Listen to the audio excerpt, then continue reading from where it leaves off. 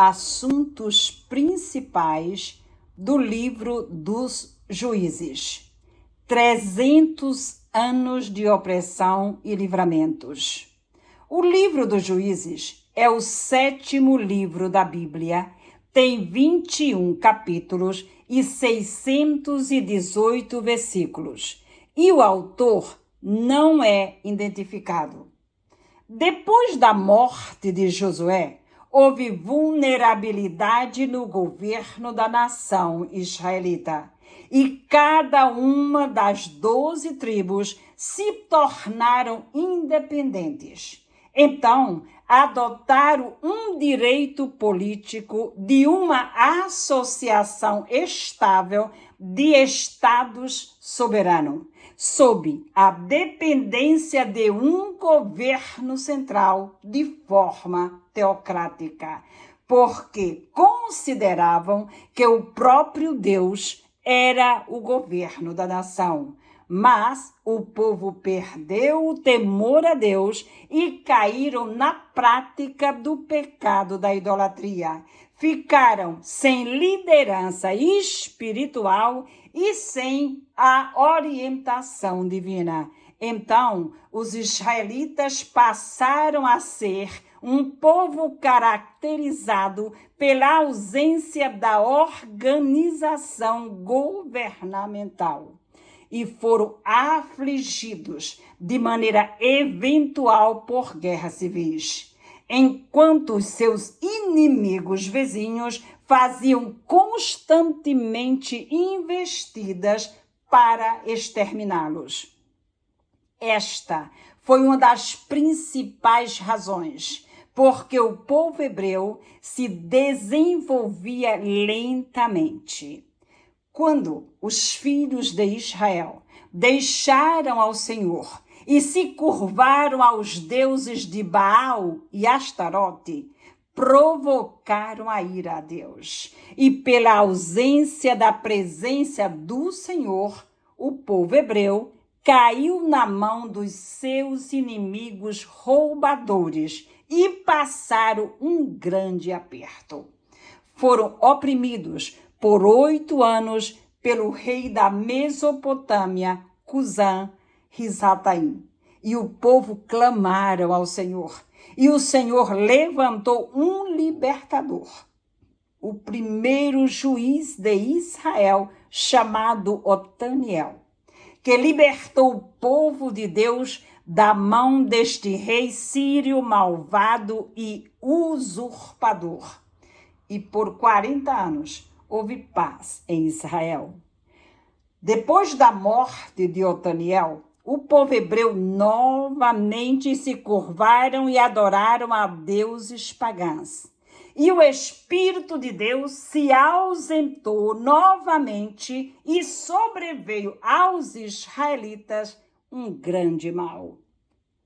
O rei Eglon dos Moabitas se juntou com os amalequitas, que eram descendentes de Esaú, que foram eternos inimigos do povo de Deus. E o rei Eglon, juntamente com os amalequitas, feriram os israelitas, tomaram a cidade das palmeiras e por 18 anos Israel ficou debaixo da mão do rei Moabita. Então, eles clamaram ao Senhor e o Senhor levantou outra vez um libertador, chamado Eliúde, da tribo de Benjamim, o segundo juiz de Israel. Eliúde era esquerdo. Então, mandou fazer uma espada para ele especial, de 2 gumes. Depois, a embrulhou como para dar um presente e a levou ao rei Eglon de Moabe. Quando entrou, entregou o presente e se despediu como para sair.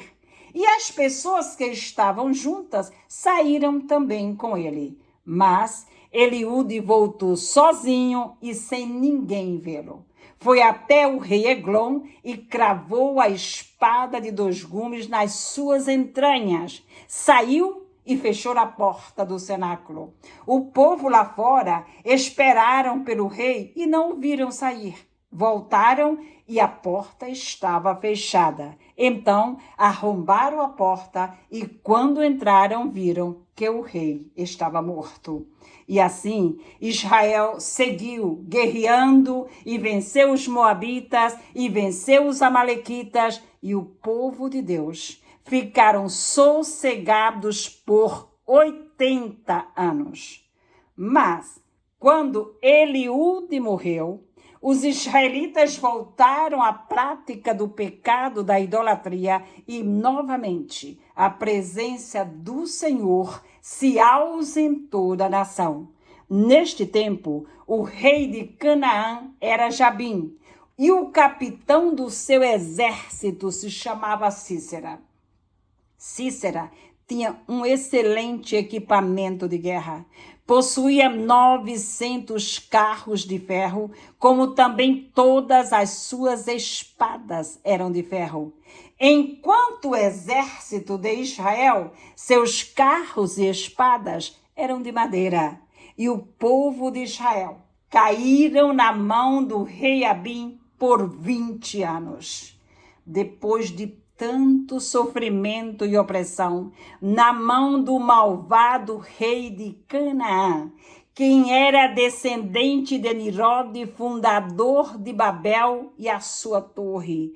Então o povo de Israel clamaram ao Senhor, o único e verdadeiro Deus, Criador dos céus e da terra. E com mão poderosa o Senhor levantou uma juíza, que também era profetisa, chamada Débora, a mulher de Lapidote, para libertar a Israel deste exército poderoso. Débora chamou o capitão de Israel, Baraque, e disse: o Senhor te deu uma ordem para que subas ao monte Tabor e junte 10.000 homens dos filhos da tribo de Naphtali e Zebulon. E atrairei a Sísera para o ribeiro de Quizon, juntamente com o seu exército, e o Senhor entregará na tua mão todo o exército de Jabim. Baraque disse que só iria subir ao Tabor para reunir as duas tribos de Naphtali e Zebulon e convencê-los para irem à guerra com o rei Jabim e o seu grande exército, que era o ajuntamento de dois povos, moabitas e amalequitas, e que usavam carros e espadas de ferro. Se Débora subisse com ele para juntos convencerem os guerreiros de Israel para estes dois povos inimigos. Certamente, a presença e a palavra de Débora, como juíza, profetisa, sacerdotisa de Israel, teria maior credibilidade. Então, Débora subiu ao monte Tabor, juntamente com Baraque, e convocaram os 10.000 homens para a batalha. E anunciaram a Sísera, o capitão do rei Jabim, que Baraque estava no monte Tabor com o seu exército esperando-o. Sísera convocou todo o seu exército e o espalhou desde Agoim até o ribeiro de Quizon. Baraque desceu do monte Tabor com os seus 10.000 homens. E o Senhor foi com Baraque, e ele derrotou todo o exército do rei Jabim. Sísera, o seu comandante, fugiu a pé e foi morto por uma mulher, a mulher de Eber, chamada Jael, uma descendente de Jetro, o sogro de Moisés.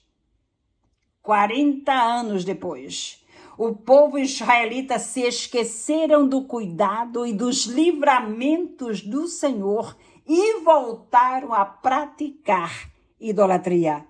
Deus não habita no meio do pecado, nem da transgressão. E na ausência da sua presença, o mal é inevitável. Novamente, um povo nômade que vivia no deserto, mas que também eram descendentes de Abraão com a mulher da sua viuvez chamada Quentura.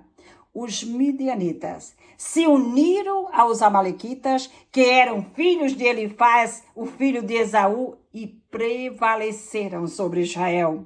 Eles entravam nos campos, destruíam a novidade da terra, levavam o mantimento do povo e de todos os seus animais, trazendo muito empobrecimento para o povo de Israel por 7 anos. Deus enviou um profeta que exortou o povo por haverem abandonado o Senhor para servirem ao Deus dos amorreus, e lhes prometeu que iria lhes dar novamente livramento. Enviou seu anjo para falar com Gideão, o filho de Joaías, o abizerrita, que era o líder dos israelitas e vivia numa pequena cidade de Canaã chamada Ofre. E depois de Gideão ter certeza que o Senhor tinha falado com ele através do seu anjo, com provas e sinais, sendo seu pai o governante da cidade de Ofre, Gideão, por uma ordem divina, foi até a praça principal da cidade e destruiu o altar de Baal e construiu um altar ao Senhor. E de madrugada entrou no curral de gado do seu pai Joias, agarrou o segundo boi, um boi reprodutor, e o sacrificou no altar do Senhor. E fez uma convocação, então se reuniram 32.000 homens para lutarem por Israel. Foi quando o Senhor mandou Gideão fazer prova com estes homens, e 22.000 recuaram, ficando somente 10.000 homens. E o Senhor disse a Gideão: faz prova novamente com os 10.000. E na segunda vez, somente ficaram 300 homens. Os midianitas e os amalequitas eram tão numerosos que não se podiam contar. Pareciam gafanhotos em multidão. Eles entravam em Israel, se refugiavam em cavernas e covas secretas para esconderem o cereal e o mantimento roubado. Mas Gideão, com a ajuda direta do Senhor e com um exército de apenas 300 homens, armados com cântaros e tochas escondidas dentro dos cântaros e buzina nas mãos, entraram no arraial à noite, tocaram as buzinas, quebraram os cântaros e gritaram: espada do Senhor e de Gideão. Tiveram uma vitória tão tremenda que os invasores se persuadiram de tal maneira que, amedrontados, fugiram por diferentes caminhos. Saíram tão derrotados que não mais voltaram. E Israel teve mais uma vez um período de descanso por 40 anos. Mas, após a morte de Gideão, se levantou Abimeleque, que era seu filho, com uma escrava, e pediu aos irmãos da sua mãe 70 ciclos de pratas e alugou uns homens ociosos, levianos e malvados. Foi até a cidade de Siquém e matou 70 filhos de Gideão, que eram seus meio-irmãos, e se declarou rei. E de todos os filhos de Gideão, ficou vivo somente Joatão, que se escapou, quem era o filho menor. E o povo de Siquém e de Bet-Milo nomearam Abimeleque o rei de Israel. Mas Joatão, o filho menor de Gideão, que se escapou da morte, preparou um sermão, criou uma parábola, subiu o cume do monte Gerizim e falou para todos os cidadãos de Siquém e de Bet-Milo, dizendo: meu pai Gideão arriscou a sua vida para vos defender das mãos dos midianitas. E Abimeleque, que é o filho de uma das suas servas, matou 70 dos meus irmãos para reinar sobre vós. que seja hoje feito justiça, que saia fogo de Abimeleque e consuma os cidadãos de Siquém e Bet-Milo. Ou então, os cidadãos de Siquém e Bet-Milo acendam fogo e consumam Abimeleque. Após ouvirem estas palavras, o povo de Siquém rejeitaram ao líder usurpador. E se levantou Gaal, filho de Ebed, morador de Siquém, iniciou uma revolução contra Abimeleque, mas não prevaleceu. O povo, com medo, saíram da cidade para o campo, mas Abimeleque os seguiu e os matou.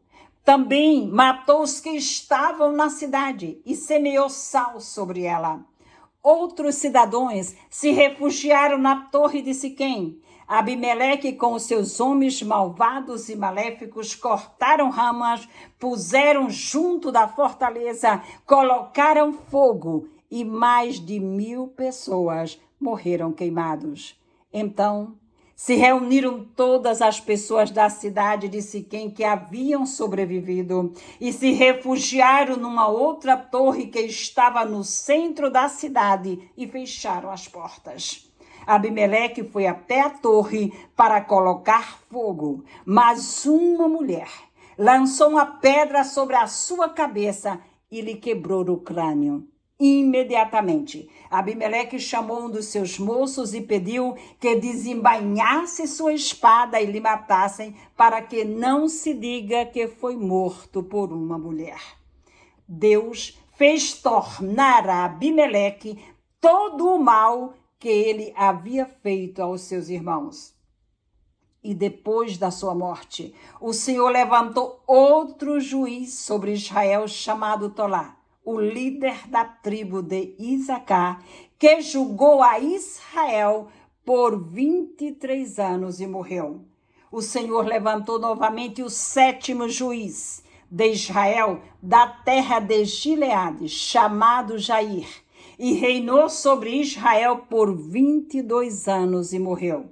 Depois da morte de Jair, os filhos de Israel deixaram o Senhor e serviram aos deuses da Síria, aos Balaíns e Asterotes, e caíram na mão dos filisteus, que atacaram a tribo de Judá, a tribo de Benjamim e a casa de Efraim. Os israelitas oraram ao Senhor pedindo perdão pelo pecado de servirem aos deuses da Síria. E o Senhor atendeu o clamor dos israelitas e lhe disse: quando me clamaram outras vezes, porventura não lhes atendi? Os deuses da Síria não vos podem livrar quando vocês estão em aperto. E o Senhor levantou a Jefte como o 8º juiz de Israel e por 2 vezes livrou o seu povo da mão dos seus inimigos. E o seu reinado durou por 6 anos e morreu. Depois da morte de Jefté, o Senhor levantou como juiz de Israel a Ibsa, o belemita, que julgou Israel por 7 anos e morreu. Novamente, o Senhor levantou em Israel, depois que morreu o juiz Ibsá, a Elon da tribo de Zebulon, que julgou Israel por 10 anos. Depois de Elon, foi juiz de Israel Abidom, da tribo de Efraim, o qual tinha uma grande família, 40 filhos e 30 netos, e julgou a Israel por 8 anos e morreu.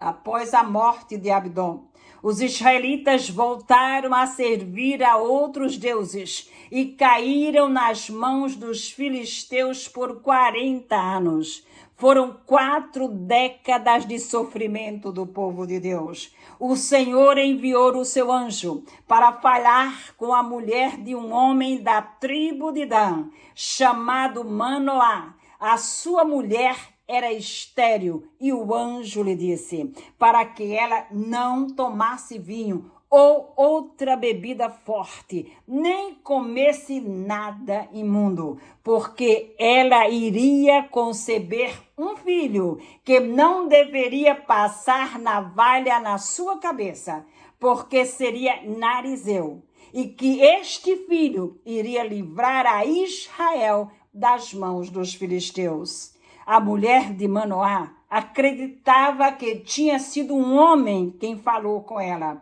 mas Manoá começou a orar constantemente ao Senhor, pedindo que este homem de Deus, que falou com a sua mulher, voltasse e falasse com eles outra vez, para lhes ensinar como deveriam fazer quando o menino nascesse. E o anjo voltou no momento em que a mulher estava no campo sozinha e novamente falou com ela.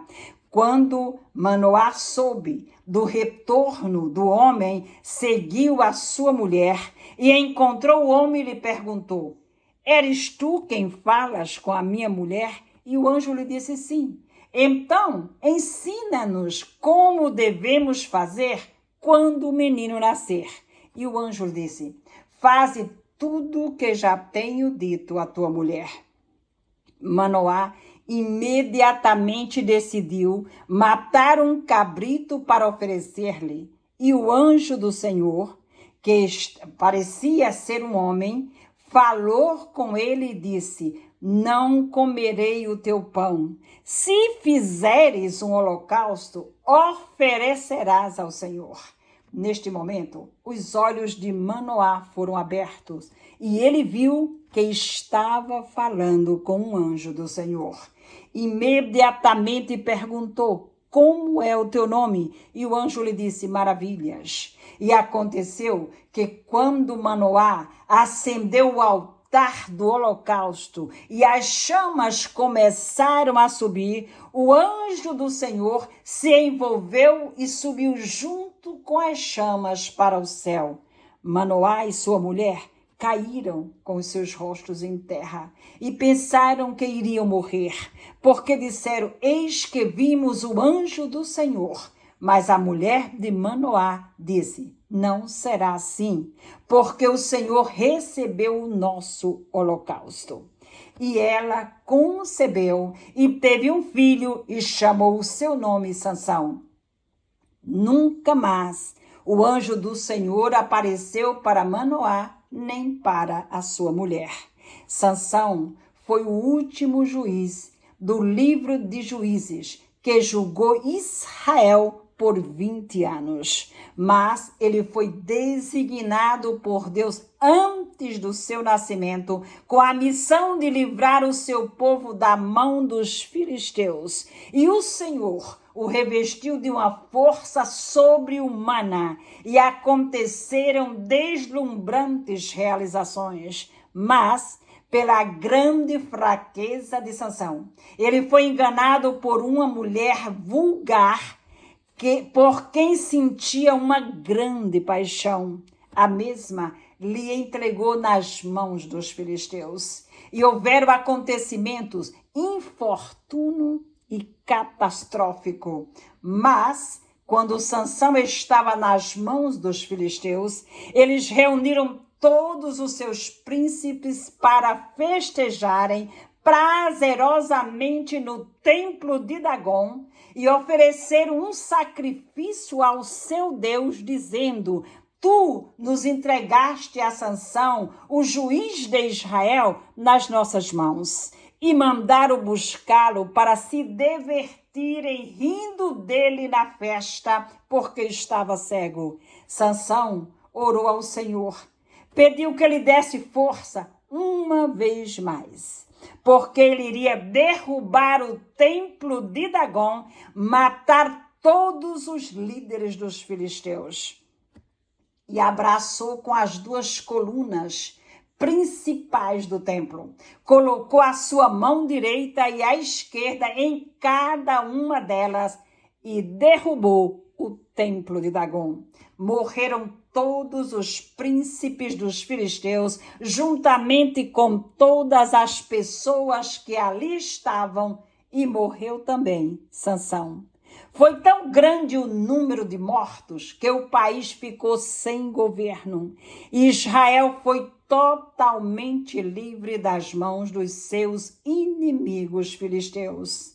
Após a morte de Sansão, Israel passou por um grande período de instabilidade espiritual, moral e política, deixando marcas e acontecimentos trágicos. Naqueles dias não havia rei em Israel e cada um fazia o que parecia direito aos seus olhos. Juízes capítulo 17, verso 6. Havia anarquia, desorganização, crises morais e religiosa. O livro de Juízes revela o que é o caminhar de uma nação sem liderança. As tribos agiam independentemente, sem nenhuma unidade nacional. E o povo se afastou de Deus, adotaram os costumes e as religiões dos povos vizinhos. Mas, mesmo com a decadência espiritual, moral e política, havia entre as tribos de Levi sacerdotes e profetas que tinham autoridade e pregavam a fé verdadeira em Deus, que estavam sendo ofuscada pela idolatria e sincretismo religioso, até que começou uma nova fase, quando surgiu o profeta Samuel. Mas o período entre Sansão e Samuel foi um tempo sombrio na história de Israel. E o aparecimento do profeta de Deus foi uma centelha de esperança para guiar o povo e preparar o terreno para uma monarquia absoluta. Que Deus nos abençoe e até o próximo vídeo.